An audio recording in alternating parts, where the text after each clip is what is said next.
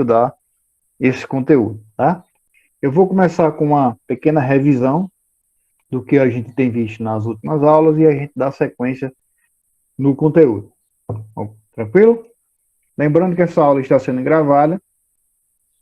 Depois vocês podem assistir novamente essa aula através lá do canal do YouTube, porque já serve com uma revisão para vocês, tá certo?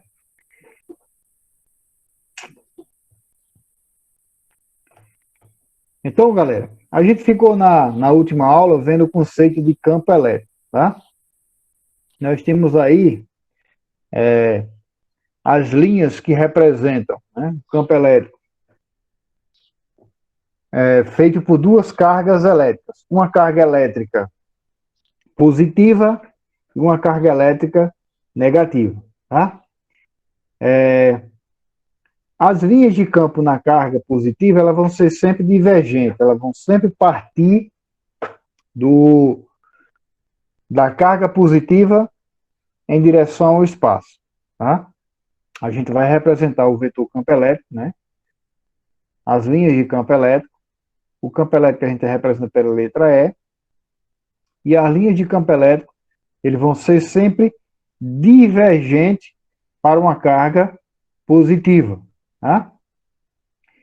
E as linhas de campo vai ser sempre convergente para uma carga negativa.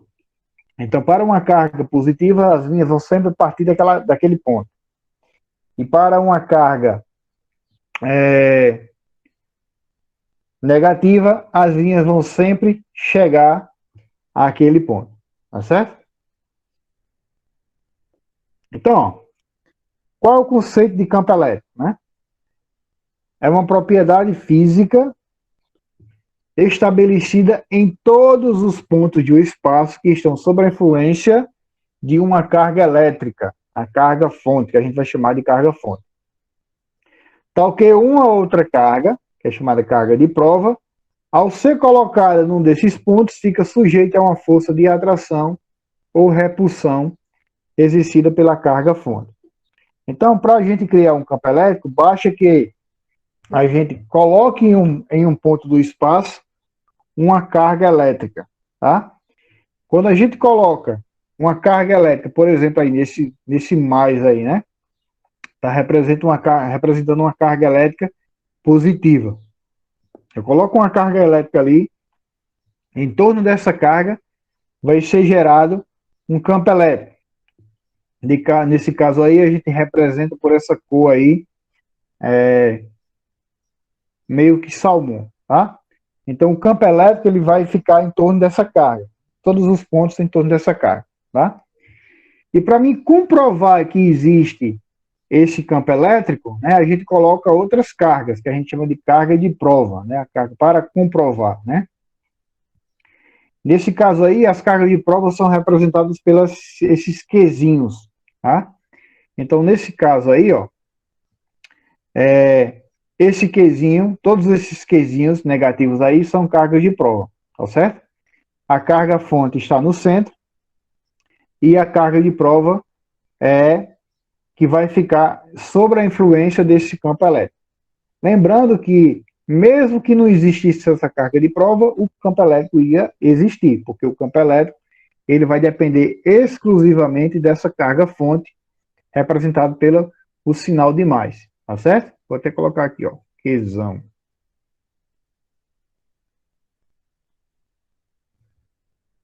Então, o campo elétrico ele vai depender exclusivamente de Qzão, tá?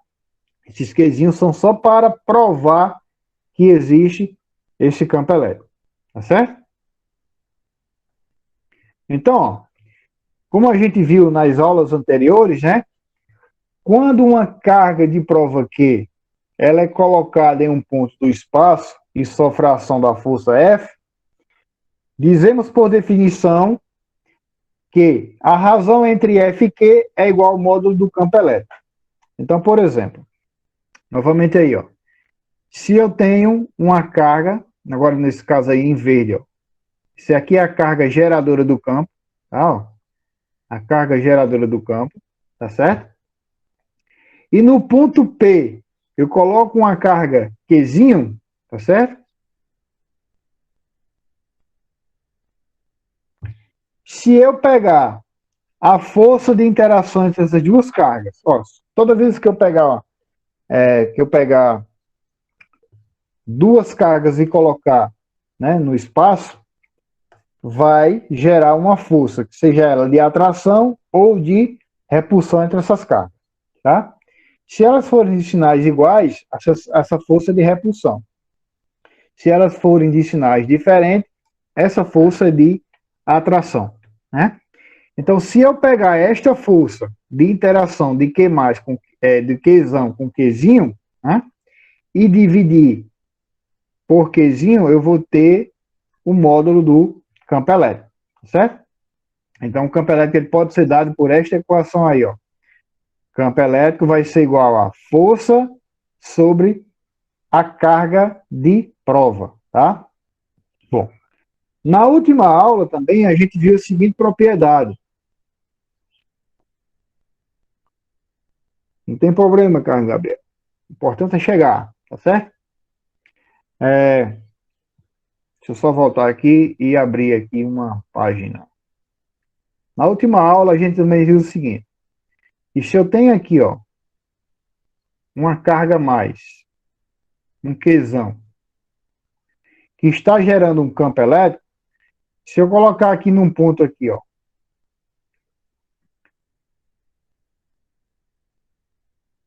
uma carga mais Qzinho, né?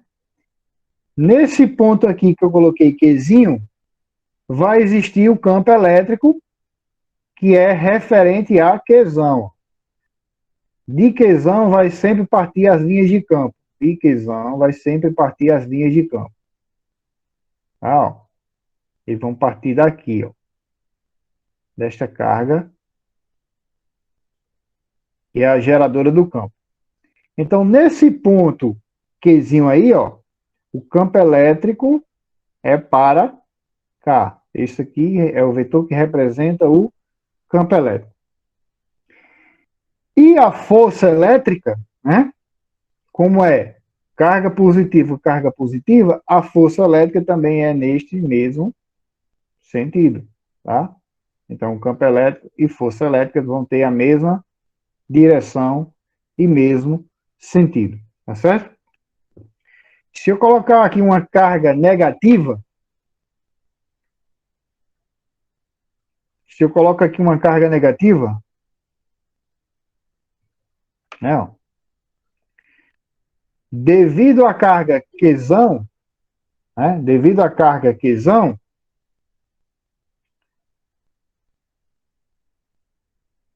o campo elétrico vai ser sempre para cá, porque o campo elétrico só depende de Qzão.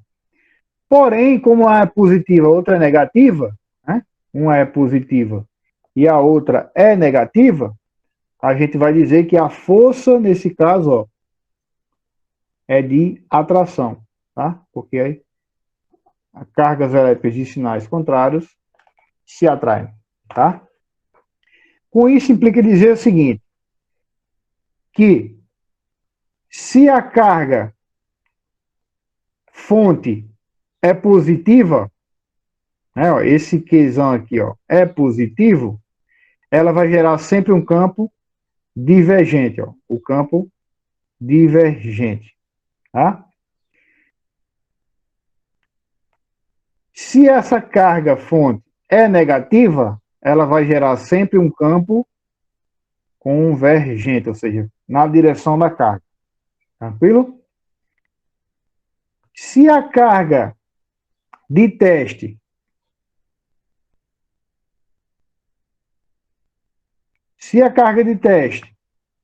é Qzinho, estou só revisando o que foi visto na outra aula, Gabriel. Se a carga Qzinho é positiva, né, F vai ter a mesma direção do campo. Se a carga Qzinho é negativa, F vai ter direção contrária à do campo. Poderá, uma é para cá e a outra é para lá. Tá certo? Novamente aqui, ó. Se a carga Qzinho é positiva, ela vai ter na mesma direção, a força vai ter a mesma direção do campo, e se Qzinho é negativa, aqui a força vai ter direção contrária do campo, tá certo? Então isso aqui foi o que a gente viu na aula passada. Então sempre, olha para a carga que está gerando o campo, que é a carga fonte. Se ela for positiva, o campo elétrico é sempre de afastamento. Se a carga elétrica é negativa, o campo elétrico vai ser sempre de aproximação, tá? Lembrando que Qzão, se Qzinho for positiva, a força vai ter o mesmo sentido do campo. Se Qzinho é negativo, a força vai ter sentido contrário do campo, tá certo?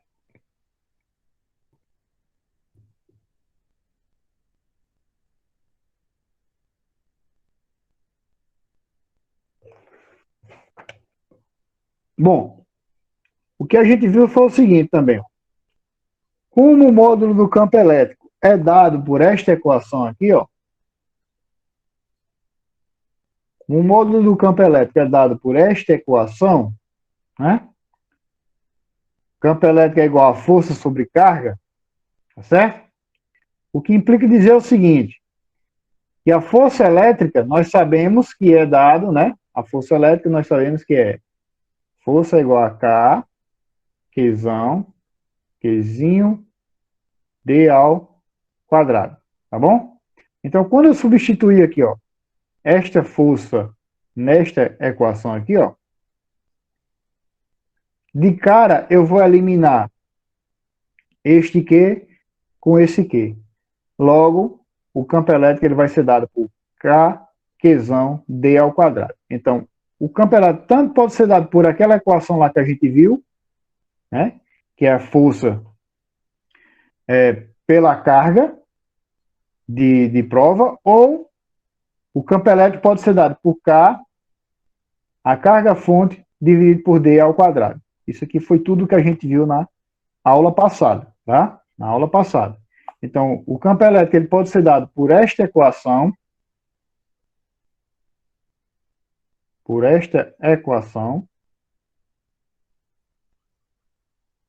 força sobre carga, tá?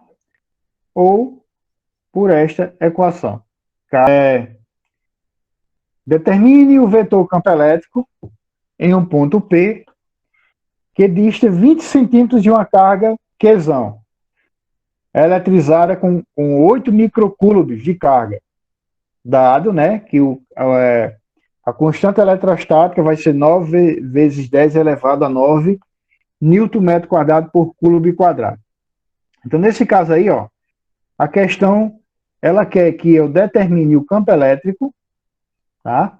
Quer que eu determine o vetor campo elétrico em um ponto que está a uma distância de 20 centímetros. 20 centímetros. De uma carga pontual Q, eletrizada e igual a 8 microcoulombs. Então, a carga Q vale 8 microcoulombs. Tá? E dado ainda que K vale 9 vezes 10 elevado a 9 Newton metro quadrado por coulomb quadrado. Tá? Então, se eu tenho duas equações, né? Eu tenho a equação que é o campo elétrico pode ser dado pela força sobre Qzinho, e também eu tenho a equação que o campo elétrico pode ser dado por K, Qzão, D ao quadrado. Então, eu vendo essas informações que a questão me dá, né, eu vou ver qual dessas equações melhor se encaixa. Né? Se eu tenho campo, eu tenho distância, quem é o Qzão, eu vou utilizar a equação que essas informações se encaixam. Né? Que essas informações se encaixam. Então, eu vou utilizar esta equação aí. Né? É igual a K, Qzão, D ao quadrado. É só você colocar tudo direitinho aí com suas respectivas, né, unidades, que dá para fazer fácil uma questão desse tipo. Tá? Por exemplo, é igual a 9 vezes 10 elevado a 9, que é o K, né? Vezes Q. Esse Q aí é 8 microcoulombs. Esse micro, vocês têm sempre estar ligado nesses prefixos, né? Que micro é a mesma coisa que 10 a menos 6, tá? Então vai ficar assim, ó. 8 vezes 10 a menos 6, dividido por d ao quadrado. Essa distânciazinha aí, ó, né? Tem que ser dada em metros, tá? Aí está em centímetros. O que eu faço? Ó? Ou passo isso aí para metro, né? Passo aí para metro, ou dividindo por, na verdade, dividindo por 100, passo para metro dividido por 100, ou coloco em notação científica. Para ficar mais rápido, eu vou colocar, vou dividir por 100, né? Porque, ó, quando eu tenho alguma coisa em centímetro e eu quero transformar isso para metro, eu posso dividir por 100. Por exemplo, se eu tiver 100 centímetros, eu dividir por 100, eu vou ter 1 metro. Se eu tiver 200 centímetros e eu dividir por 100, eu vou ter 2 metros. Se eu tiver 500 centímetros e eu dividir por 5, ou por 100, eu vou ter 5 metros.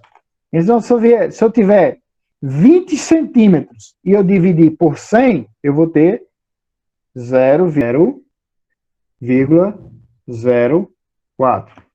0,2 vezes 0,2 é 0,04. Isso aí. Tranquilo? Só dividir, ó.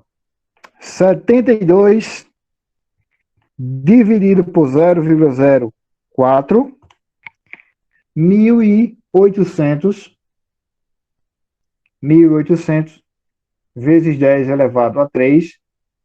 Aí, ó, unidade de campo elétrico, Newton por coulombs, tá? Newton por coulombs, tá bom?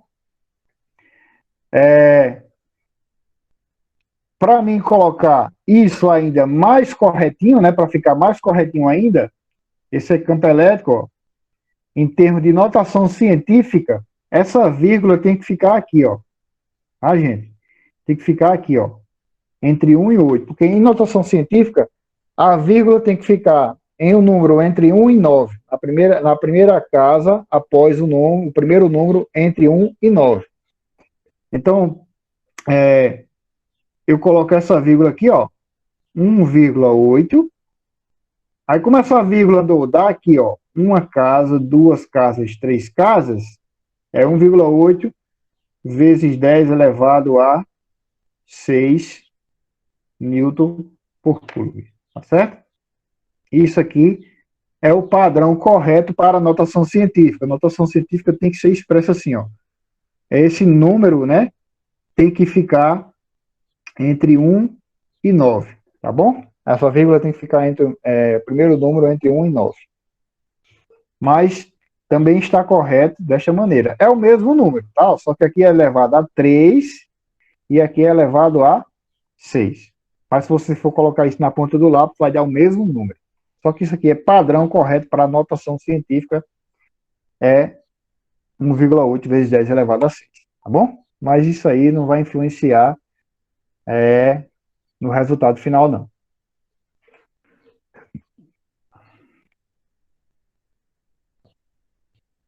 Então, da mesma maneira, ó, o campo elétrico vai ser igual a F, desculpa aqui. O campo elétrico vai ser dado por K, Qzão, D ao quadrado, né?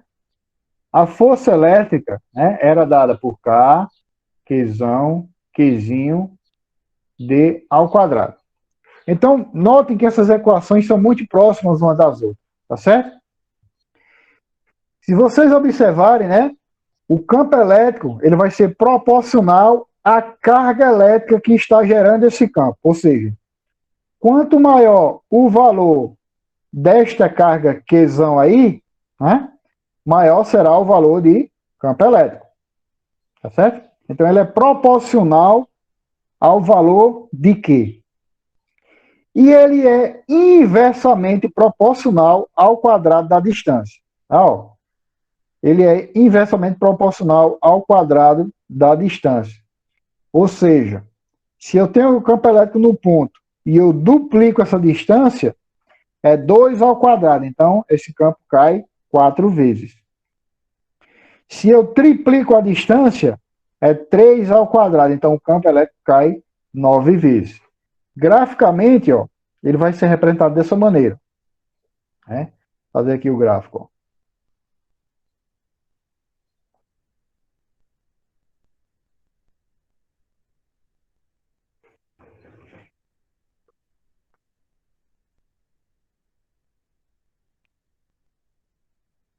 Então, eu vou ter aqui ó, o campo elétrico, tá? Representar aqui o campo elétrico, para uma distância D, para uma distância D, para uma distância 2D, ou seja, duplicar a distância, para uma distância 3D, né? Para uma distância 4D, e assim por diante. Então, isso aqui é a distância em metros, tá? O campo elétrico em Newton por Coulomb, tá? Então, para uma distância D, ó, para uma distância D, eu vou ter um certo valor aqui do meu campo elétrico, né? Então, para a distância D, eu vou ter um valor aqui para o campo elétrico. Na medida que eu duplico essa distância aqui, ó, 2 ao quadrado é 4. Então, esse campo elétrico vai cair 4 vezes. Então, se aqui é a metade, vamos supor que aqui seja a metade, ó. Deixa eu ver quantos farinhas tem. 1, 2, 3, 4, 5, 6, 7, 8, 9. 1, 2, 3, 4. Então, aqui, ó, é sobre 2. Aqui é campo pela metade. Como o campo vai cair 4 vezes, né? Então, ó, é sobre 4. Então, para 2D, ó, o campo cai 4 vezes. Tá? Para 3D, o campo vai o quê? 3 ao quadrado é 9. Então, o campo cai 9 vezes. Então, é sobre 9. Né? É sobre 9. E para 4D, 4 ao quadrado. Então, o campo cai 16 vezes. É sobre 16. Então, para 4D, né, o campo cai 16 vezes. Então, o gráfico que representa o campo elétrico vai ser, ó, né, esta parábola. Ó.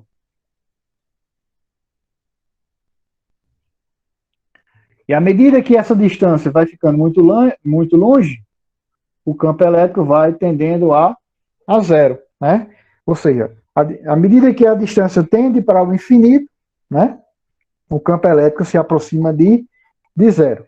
Então, se você está muito próximo de uma fonte de carga elétrica muito forte, você vai sentir o campo elétrico. Quando você vai se distanciando, esse campo elétrico vai caindo cada vez mais e a tendência é que se você vai para uma distância muito grande, esse campo elétrico caia tenda a ir para zero, tá certo?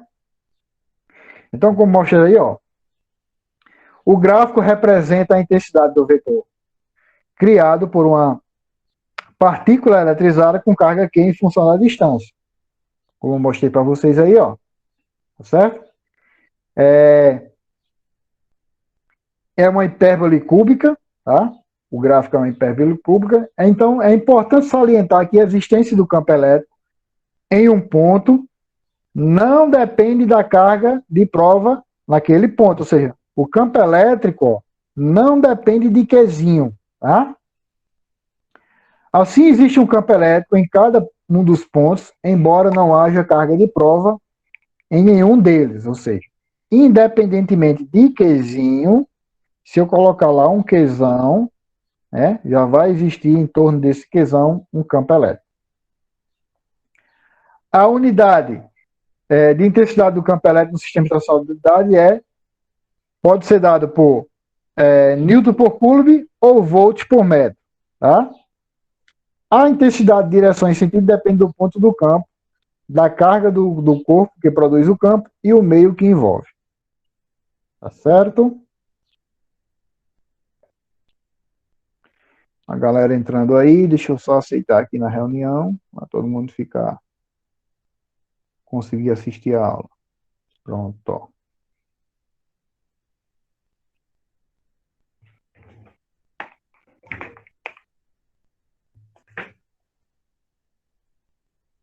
Só voltar aqui, criar mais uma página aqui. Bom, e se eu tiver, ó, eu disse que o campo elétrico no ponto aqui, vamos lá. Ó, eu tenho uma carga A, que vai gerar um campo elétrico nesse ponto aqui, ó. Essa carga é positiva. Ó, essa carga aqui é positiva, tá? Então ela vai gerar um campo divergente. Então nesse ponto aí, ó, nesse ponto P, né? Ponto P aqui, tranquilo? O campo elétrico vai ter, deixa eu apagar isso aqui que está muito feio. O campo elétrico vai ter esta direção,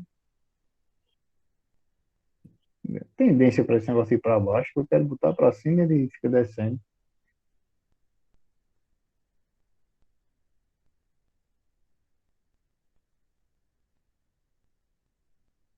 Ó, direção, ó, divergente. O campo elétrico devido a, né? A carga A é divergente, tá certo?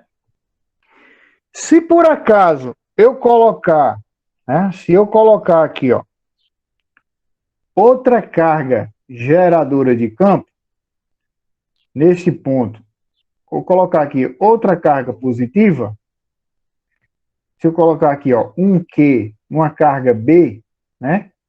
Uma carga B, neste ponto P aqui, ó, né? Esse ponto P também vai estar sob a influência dessa outra carga. Tá?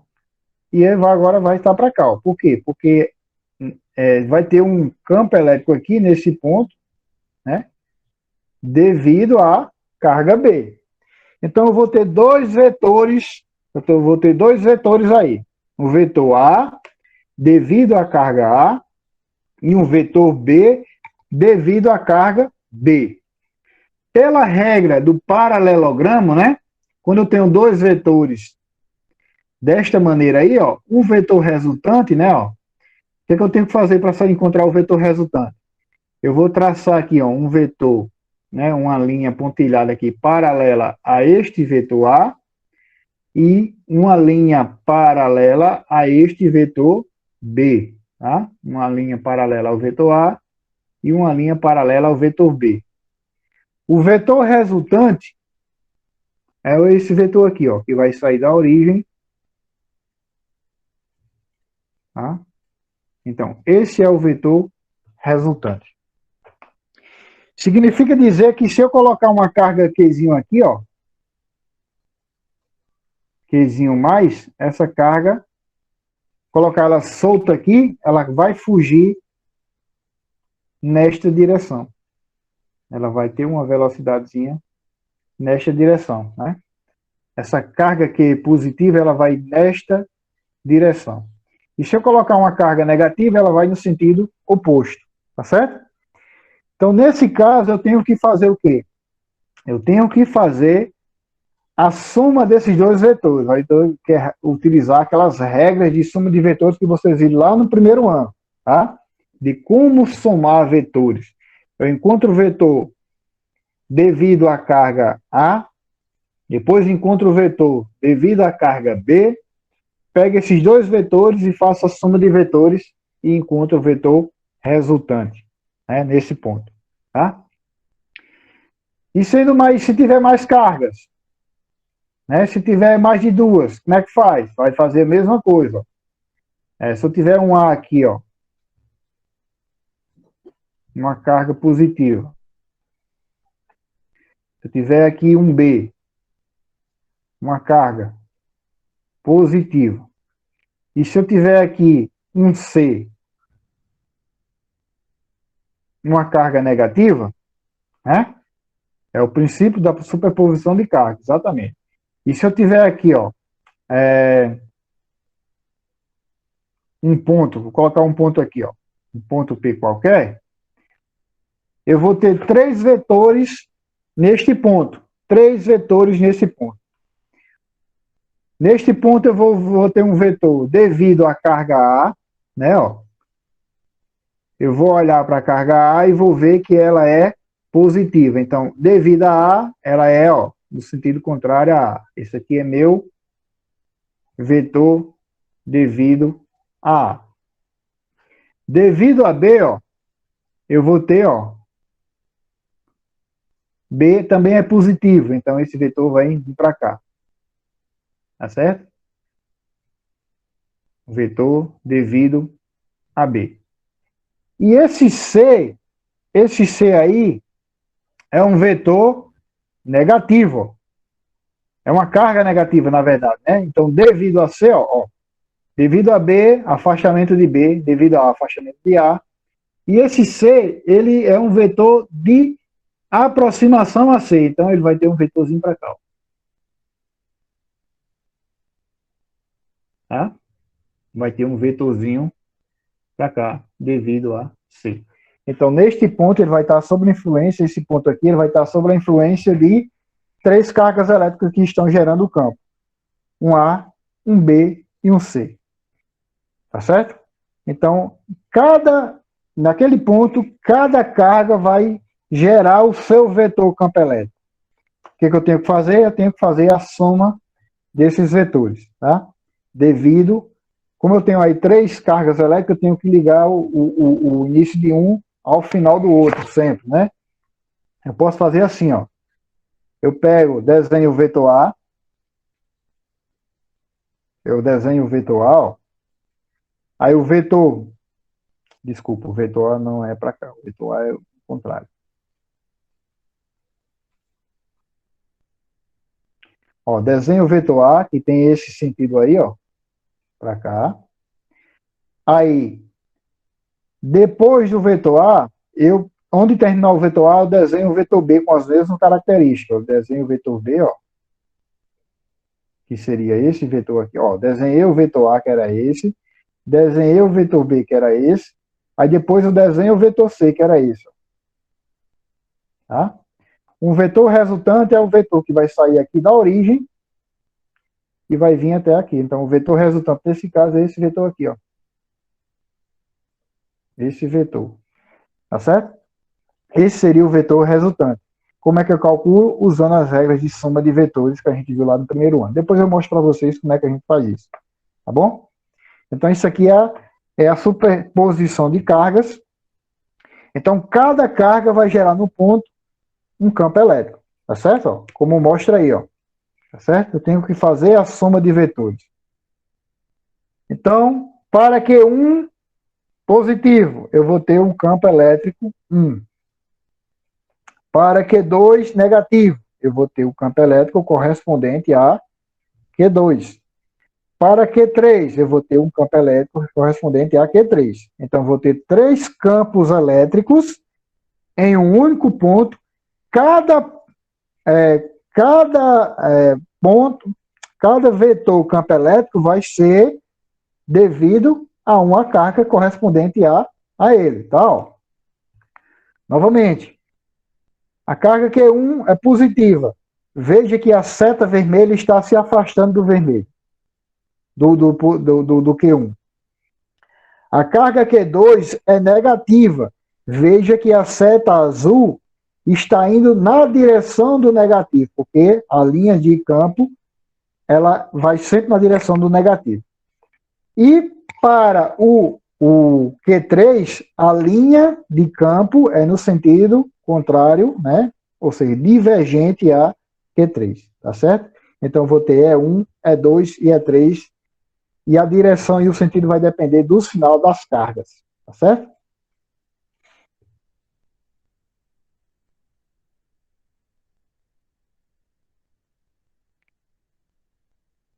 Então, o conceito de linha de força foi introduzido pelo físico inglês, né, Michael Faraday, no século XIX, com a finalidade de representar o campo elétrico através de diagramas. Eu vou ver se tem algum experimento, né, que dê para a gente fazer experimento de baixo custo, né, na verdade, que dê para a gente fazer de modo que dê para representar as linhas de campo, tá? Eu dei uma pesquisada, eu vi que dá para fazer uns, porém usa uma fonte de alta voltagem. Eu não tenho essa fonte de alta voltagem. Mas se eu encontrar alguma maneira aí de como fazer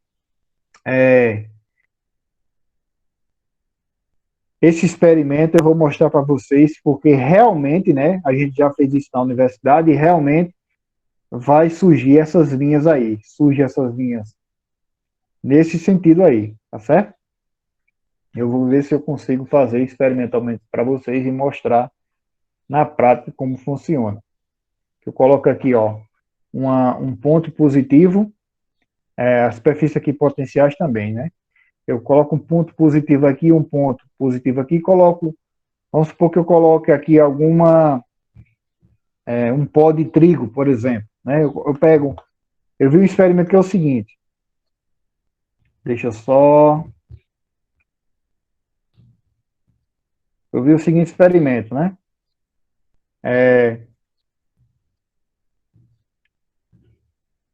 Ele colocava aqui uma ponta de uma bateria de alta voltagem, né? Positiva, uma ponta de alta voltagem negativa, com sinal negativo, tá? E colocava essas duas pontas em meio a óleo de rícino, tá? Óleo de rícino. Colocava aqui em meio a óleo de rícino. Dentro de um óleo. Uma fina camada de óleo. E ele jogava partículas de trigo aqui. E quando ele ligava, né, esses dois fios aqui a uma bateria, tá? A uma bateria, o que acontecia era o seguinte, esse trigo, né, ele se distribuía formando as linhas, assim, ó, em linhas.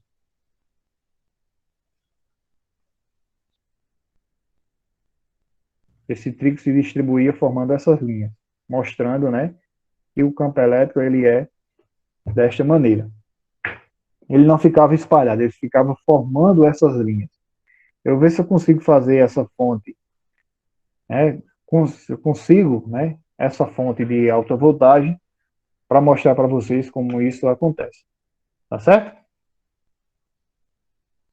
Parecido com aquele campo magnético lá, que a gente coloca um ímã embaixo e o campo magnético ele vai alinhar as limalhas de ferro. Tá certo? Se eu conseguir, eu vou produzir o vídeo e mostro para vocês aí nos próximos dias. Ok, vamos lá, dá sequência. Então, ó, a carga positiva vai ser sempre divergente, a carga negativa vai ser sempre convergente essas linhas. Por convecção, a gente vai dizer que essas linhas vão sair do positivo e vão entrar na parte negativa, tá? Então, se eu tenho duas pontas, né, positivas, como eu mostrei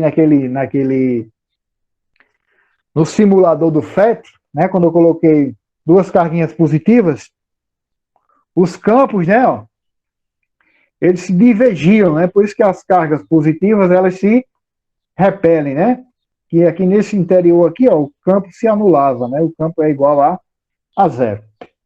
No meio aí, entre duas cargas positivas, o campo era nulo. Opa! Mais alguém não está ouvindo? Ou é só Nicole? Tá todo mundo ouvindo bem aí ou não?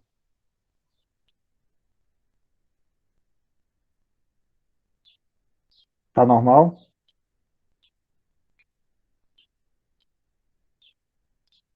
Nicole, eu acho que é o aparelho aí, meu. Reinicie o aparelho, Nicole. Então, quando eu tenho duas cargas, uma positiva, é muito barulho aí, é? Manda esse povo se calar aí, Nicole. Uma carga positiva e uma carga negativa, essas linhas vão se ligar umas às outras. Por isso que a carga positiva vai atrair a carga negativa.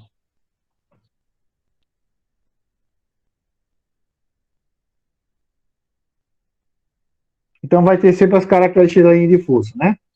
A linha de força de um campo elétrico é uma linha que tangencia em cada ponto o vetor campo elétrico resultante, associado ao ponto considerado. Quanto maior a distância até a carga, mais afastadas entre si estão as linhas em conformidade com o que já foi visto. Isso é o valor do campo elétrico, diminui com a distância. Por convenção, né, as linhas de força são orientadas no sentido do vetor do campo elétrico. As linhas de força são sempre perpendiculares à superfície do corpo carregado. A concentração de linhas de linha de força é diretamente proporcional à intensidade do campo elétrico. Tá? Essas são as características da linha de força. Tá certo? Pode ser que caia em alguns exercícios, né? Essas definições aí, vocês têm esse material aí para servir como base de estudo, tá bom? Das definições das linhas de força.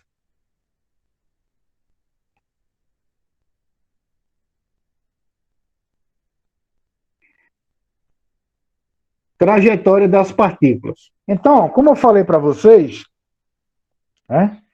Como eu falei para vocês, se eu colocar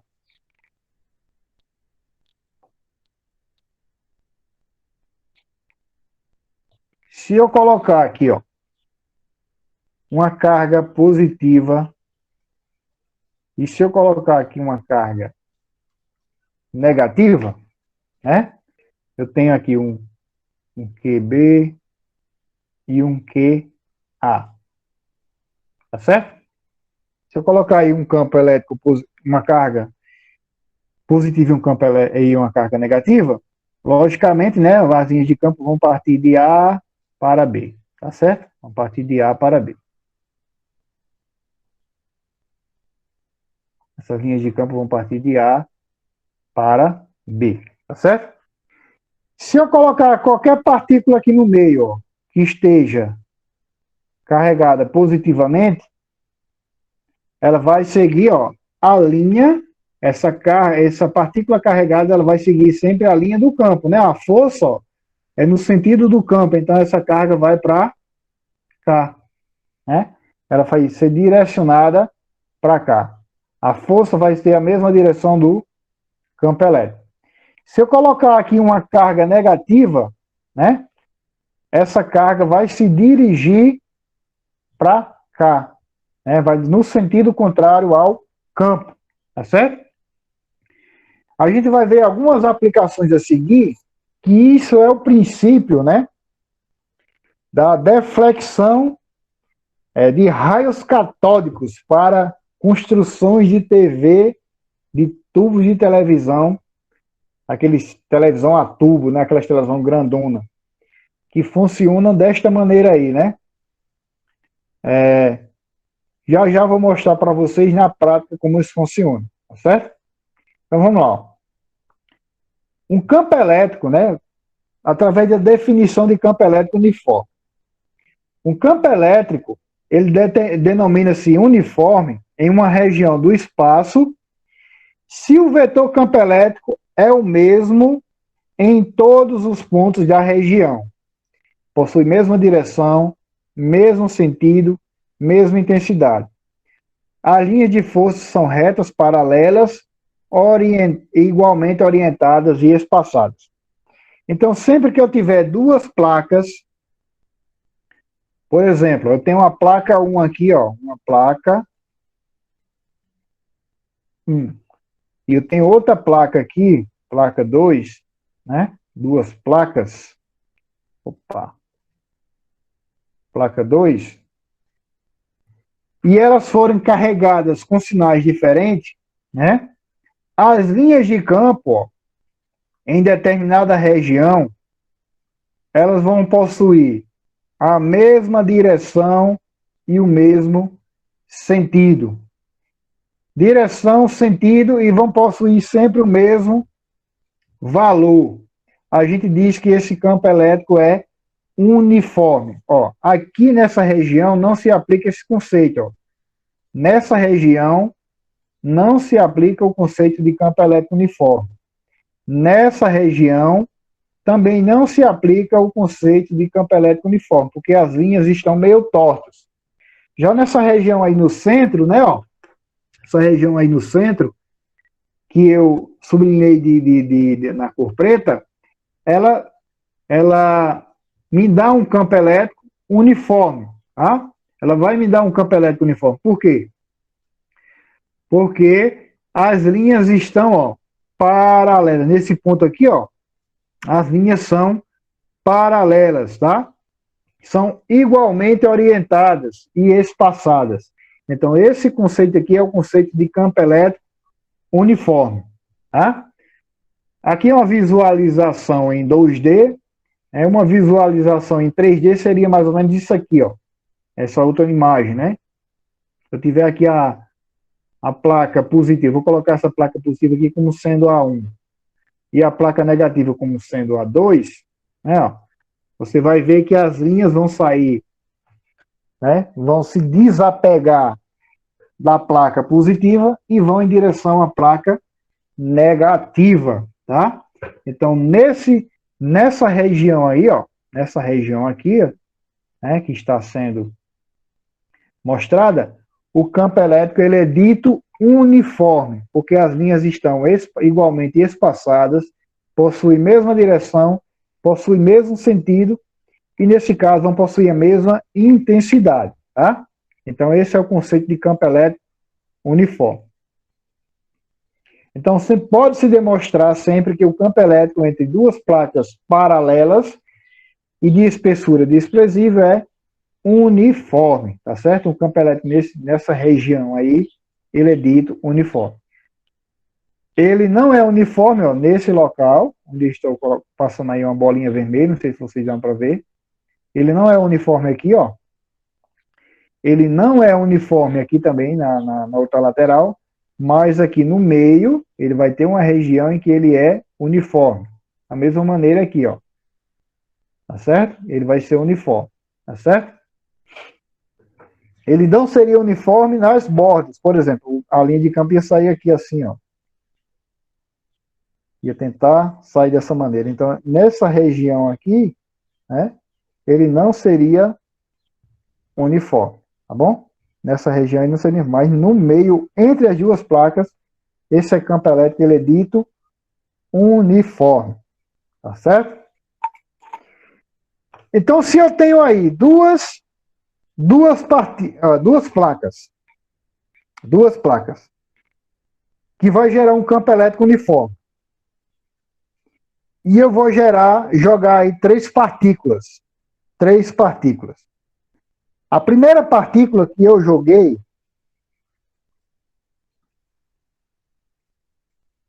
né? Ela sofreu uma deflexão. Indo no sentido das placas positivas. Isso implica dizer que essa partícula é positiva ou negativa? Para vocês responderem aí, ó. Essa partícula 1, quando eu joguei ela com a velocidade v entre duas placas, uma positiva e outra negativa, ela sofreu uma deflexão e foi orientada indo para o lado da placa positiva. Isso aí, essa partícula que eu joguei aí, essa partícula 1, é positiva ou negativa? De acordo com os conhecimentos de vocês.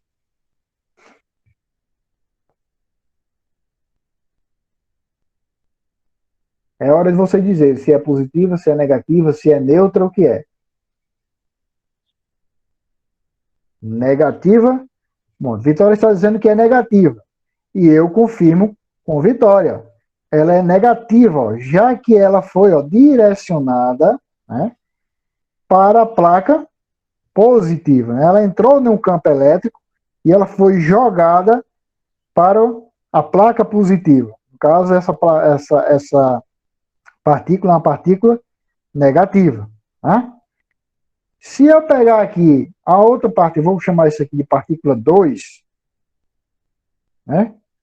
De partícula 2, ela foi, ela sofreu uma deflexão no sentido da placa negativa. Então, se ela sofre uma deflexão no sentido da placa negativa, ela está indo no sentido do campo. Olha para onde o campo está indo. Então, a única carga que tende a ir no sentido do campo é a carga que tem um sinal positivo, tá? Então, a negativa tende a ir no sentido, o campo elétrico está indo para cá, ó, o campo elétrico está indo para cá, né? Tem sentido para cá. A negativa tende a ir no sentido contrário ao campo. A positiva no sentido do campo. E teve uma partícula que passou direto aqui, ó. Era para ter colocado ela branquinha aqui, mas ela passou direto. Então, essa carga é positiva ou é negativa? A partícula passou direto, não interagiu com o campo elétrico. Se a partícula passou direto, não interagiu com o campo elétrico, significa dizer que ela tem carga, a partícula 3 aqui, ó, tem carga zero. Tá? A carga da partícula é igual a zero. Por quê? Porque ela não interagiu com o campo elétrico. Sempre que a partícula interagindo no sentido do campo, ela é positiva, né? Sempre que uma partícula interagindo no sentido contrário ao campo, ela é negativa. E sempre que uma partícula, né, não interage com o campo de nenhuma maneira, ela tem carga zero. Bom? Então, ó, no sentido do campo, como a partícula aí, ó, positiva, sentido contrário ao campo, como a partícula negativa, e zero, ela não vai interagir com o campo elétrico. Tá certo? As antigas, de tubo, né, elas têm esse formato aqui por dentro. Aqui está mais ou menos, deixa eu tentar desenhar aqui como funciona a televisão de tubo mais antiga, né? Ou aqueles monitores mais antigos de computador.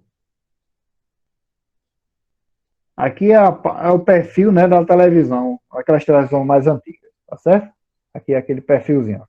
Aqui está a tela a parte que tem a tela da televisão, tá? Se você tirar essa carcaça de plástico aqui, dentro dessa televisão, né, ela vai ter aqui um tubo aqui, ó. Tá? Ela vai ter um tubo aqui dentro. É chamado de tubo de raios catódicos, certo? E esse tubo é feito aqui no meio vácuo, ele retira todo o ar que existe aqui dentro, coloca um gás inerte lá dentro. E aqui vou ter um aparelho que fica jogando partículas eletrizadas aqui contra esse vidro, né? Contra essa tela aqui, vai ficar jogando aqui partículas eletrizadas aqui no meio. É tanto que se você pegar uma televisão que ela está com defeito, aquelas televisões mais antigas, quando ela apresentava defeito, ela aparecia só uma riscazinha aqui no meio, né? Uma risca no meio. A tela toda preta e uma riscazinha branca lá no meio, né? E o que é que eu faço? Eu fico jogando aqui partículas eletrizadas, né? Jogando, e essas partículas eletrizadas elas vão se concentrar aqui no meio. Aí o que é que eu vou fazer? Eu vou gerar aqui, ó, né? Vou colocar placas, tipo essas placas aqui, ó. Tanto na horizontal assim, ó, né? Na horizontal, como na vertical, né? Formando na horizontal e na vertical, na horizontal e na vertical. À medida que eu eletrizo essas placas, essas partículas vão ser o quê? Vão sofrer deflexão. Elas vão sofrer deflexão, tá? Então, automaticamente,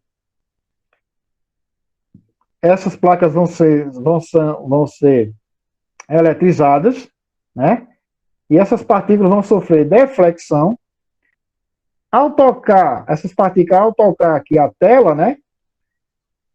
Elas vão sensibilizar aqui as partículas que existem nessa tela aqui, e essa tela vai emitir a luz, né? A luz que é a luz colorida. Então você vai ver, né, a imagem aqui, ó, formada pela colisão dessas partículas com a tela da televisão, tá?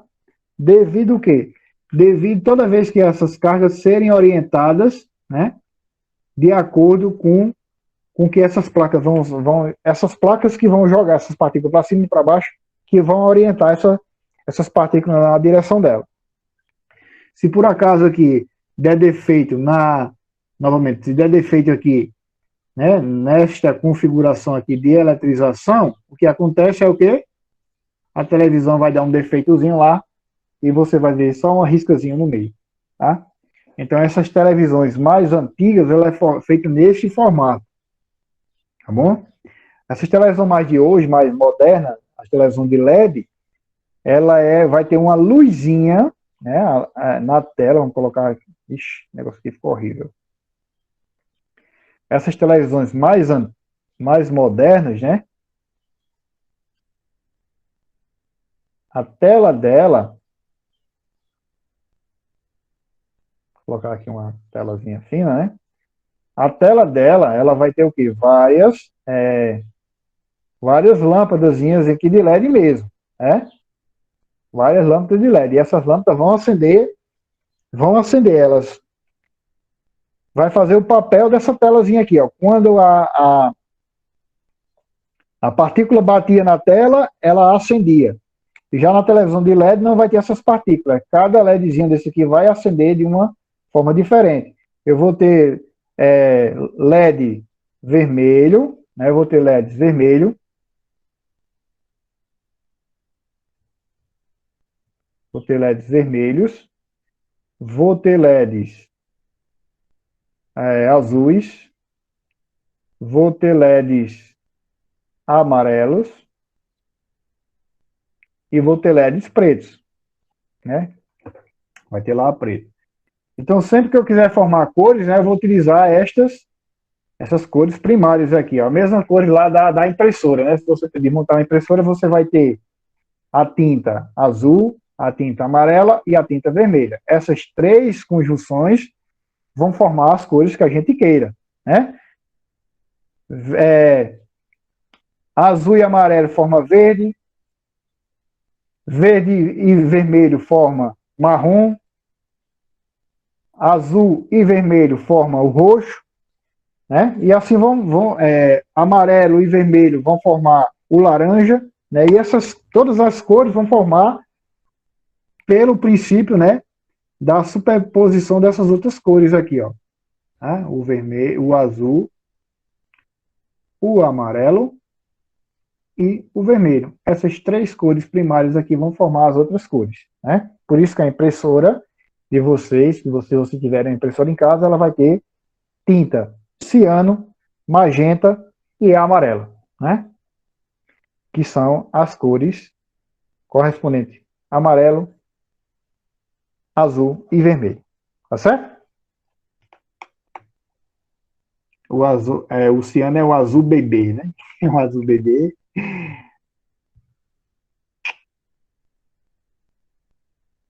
Formação de raios, né? Como a gente já viu, né? Experiências realizadas com naves e balões mostram que as nuvens de tempestades, responsáveis pelos raios, apresentam geralmente cargas elétricas positivas na parte superior e negativas na parte inferior. Isso experimentalmente, né? Conseguiu demonstrar que as nuvens, quando estão formando-se tempestades, né? As nuvens mais altas, elas ficam carregadas com cargas positivas e as mais baixas com carga negativa, tá certo? As cargas positivas, elas ficam entre 6 e 7 quilômetros de altura, e as cargas negativas entre 3 e 4 quilômetros de altura. Para que uma descarga elétrica, né, tenha início, não há necessidade de que o campo elétrico atinja a rigidez elétrica do ar, mas se aproxime dela, né? 3.000 kilovolts por metro são suficientes. Olha uma curiosidade aí, ó. O campo elétrico, né, de 10.000 volts por metro. Esse campo elétrico, ele vai ter o quê? 10.000, né, ó, É 10 kV, então 10 mil volts por metro. Imagine, né, ó, imagine uma nuvem que tenha 1.000 metros de altura. Uma nuvem que tenha 1.000 metros de altura. Tá certo? Em relação ao chão. E a descarga elétrica vai sair, ó, dessa nuvem, vai vir ao solo. Qual a voltagem dessa descarga elétrica ao atingir o solo? Então, aproximadamente, né, para que esse raio saia da nuvem até a Terra, né, esse campo elétrico ele tem que ter uma intensidade de 10 mil volts por metro. Então, para que esse raio aqui, ó, atinja a Terra, o que eu tenho que fazer? É 10 mil volts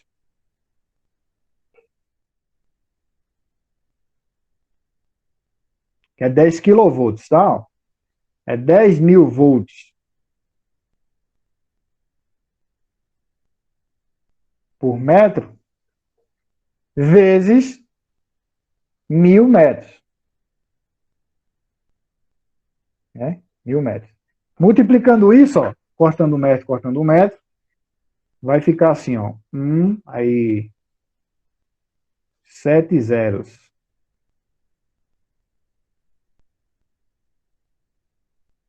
10 milhões de volts, aproximadamente. Então, quando você leva uma descarga elétrica, né? Quando alguém é atingido por uma descarga elétrica, e essa nuvem, se estiver aproximadamente 1 quilômetro de distância, né? 1.000 metros de altura, e há uma descarga elétrica sobre o solo, essa descarga elétrica ela vem com a intensidade de 10 milhões de volts. Tá? 10 milhões de volts. Se for 2 quilômetros, 20 milhões de volts. Né? Se for 3 quilômetros, 30 milhões de volts. Tá certo? Então, quanto mais distante, né? Quanto mais distante a nuvem esteja do solo, para que essas cargas tenham que vir, maior tem que ser a intensidade do campo elétrico, senão ela não vai vir. Então, isso significa dizer que quanto mais distante tiver, maior será a intensidade, porque aquela energia tinha que ser muito grande para as cargas elétricas virem até o solo, tá certo? Então, cada metro, né, cada metro é 10 mil volts, né? Cada metro é 10 mil volts. Então, se você, por exemplo, chegar perto de uma rede de alta tensão, próximo à alta tensão, e essa alta tensão tiver, seja, a linha de alta tensão possui 10 mil volts, se você se aproximar 1 metro dela, você sofre o risco de levar uma descarga elétrica. Tá, ó. Mesmo que você não toque na fio de alta tensão, se você aproxima 1 metro, e essa alta tensão está carregada com uma linha de 10 mil volts, né? Se você aproxima 1 metro dela, ela rompe a rigidez elétrica do ar e atinge você, tá certo? Por isso que algumas pessoas sofrem acidente em redes de alta voltagem sem mesmo tocar nas linhas de alta tensão, né? Por isso que são colocados em grandes postes. Então, se você passa muito próximo de um fio de alta tensão, você corre um sério risco de levar um choque, mesmo você não encostando no fio. Por quê? Porque a voltagem lá, o campo elétrico é tão intenso o campo elétrico, que essa corrente elétrica, ela vai pelo ar, ela rompe o isolamento do ar e atinge você a partir de 10 mil volts por metro. Tá bom?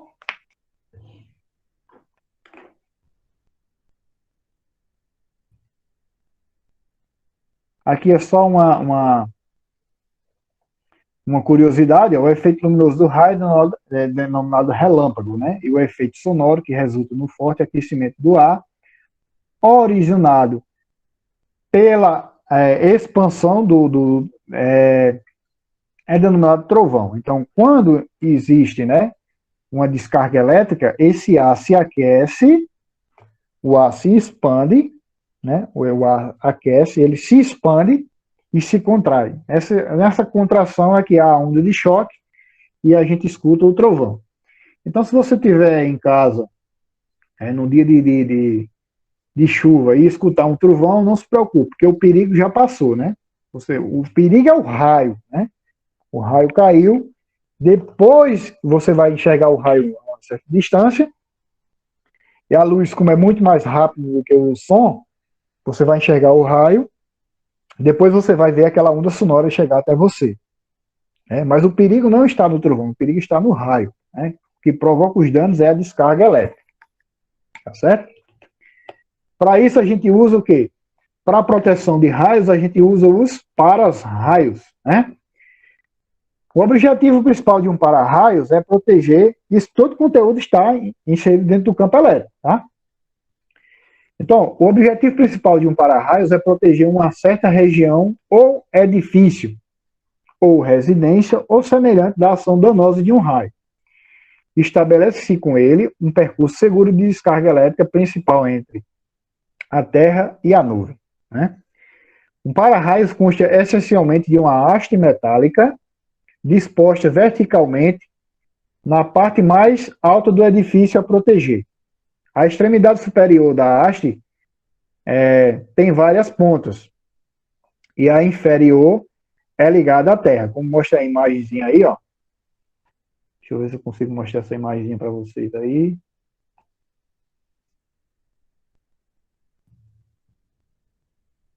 Ó.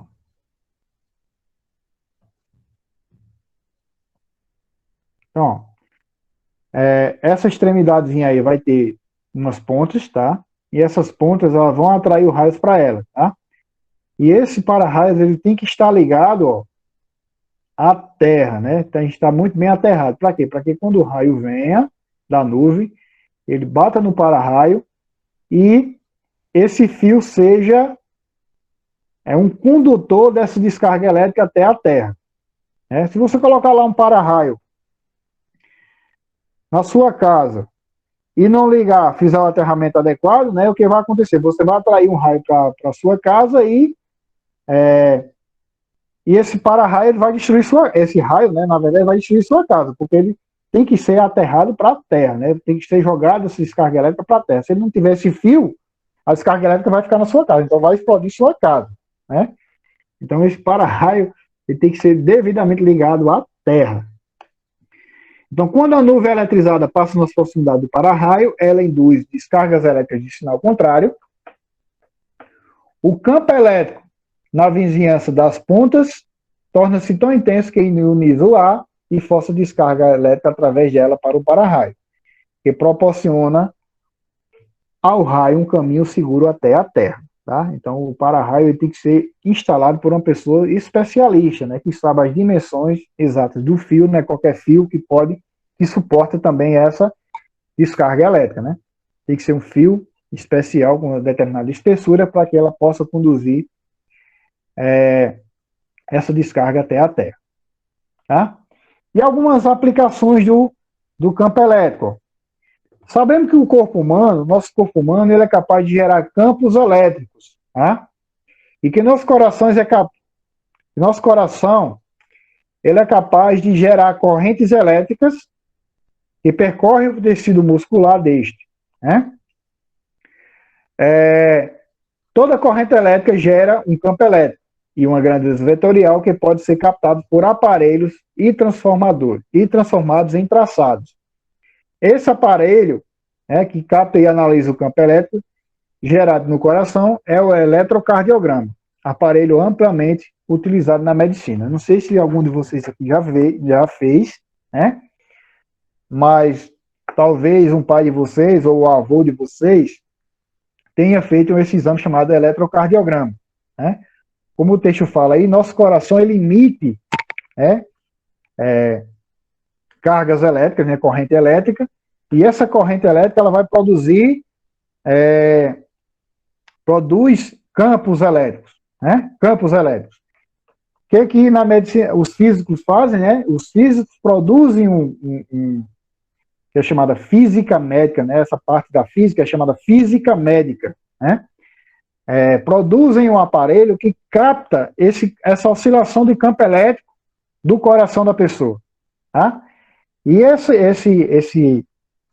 esse aparelho ele vai me dar gráficos, né? Ele vai me dar gráficos.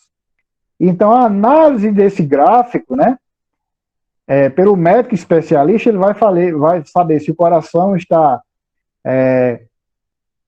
trabalhando de modo correto, se o coração está trabalhando fracamente, se está com arritmia, né, que trabalha em ritmos diferentes, tá? Então, esse aparelho que capta o campo elétrico das cargas elétricas, da corrente elétrica produzida pelo nosso coração, né, é que me dá esse exame aí, que é chamado eletrocardiograma, tá bom?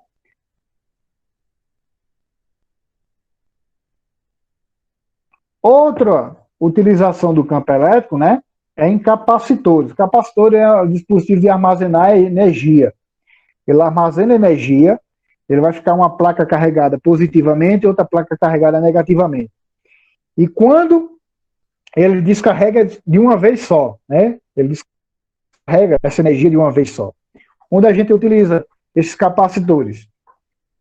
Se vocês tivessem a curiosidade a máquina de lavar, né, o tanquinho de lavar da casa de vocês, vocês iam ver que o motor de vocês precisa de um capacitor para funcionar, né? O celular de vocês, né, o flash do celular vai funcionar porque ele vai ter lá um capacitorzinho lá que ele vai descarregar aquela energia armazenada e vai acender o flash do celular de vocês. Na câmera de celular, se você tiver um motor de portão aí na casa de vocês, ele só vai funcionar se tiver um capacitor, tá?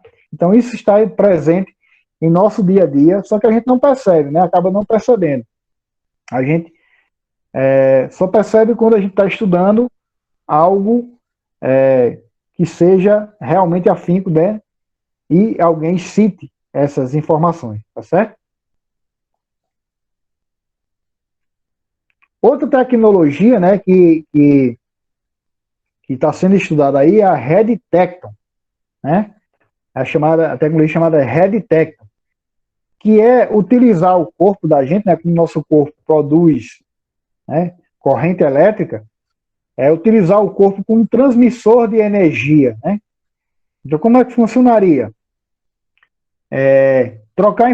Nosso corpo seria um transmissor de informações entre dois computadores, por exemplo. Tá? Eu pegado a um computador, né? Esse computador transmitia informações para mim e meu corpo levava essa informação a outro dispositivo, né? Nosso corpo seria um meio de transmissão de dados, né? Isso aí é uma tecnologia que está sendo estudada, que é chamada de Red Tecton, tá certo? E outra aplicação do campo elétrico no nosso dia a dia, muitas pessoas aqui já podem ter, eu mesmo já fiz, né?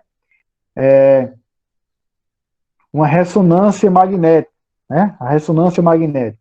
Então, muitos equipamentos tecnológicos, né? Que, novamente, a física médica, né? Essa parte de eletromagnetismo, campo elétrico, campo magnético, está muito aplicada à medicina, tá? Está muito aplicada à medicina, né? A medicina hoje ela consegue fazer muitas coisas que antigamente eram inimagináveis devido ao quê? Devido aos estudos, né? Principalmente ao estudo da física, né? A tecnologia desenvolvida pelo estudo da física, né? Então, muitos equipamentos tecnológicos, né, utilizam o campo elétrico na atividade médica. Uma das mais recentes aplicações é o aparelho campos eletromagnéticos, né, na produção de imagem para diagnóstico de várias doenças. Outros tipos de equipamento, como os de análise sanguínea, também fazem uso de campo elétrico e são amplamente utilizados. Tá? Então, esse tipo de aparelho ele gera um campo elétrico magnético, né? onda eletromagnética, que é composta tanto pelo campo elétrico como o campo magnético. Tá? Essa junção me dá uma onda eletromagnética que ela vai me fornecer imagens precisas de tecidos, de órgãos, de ossos.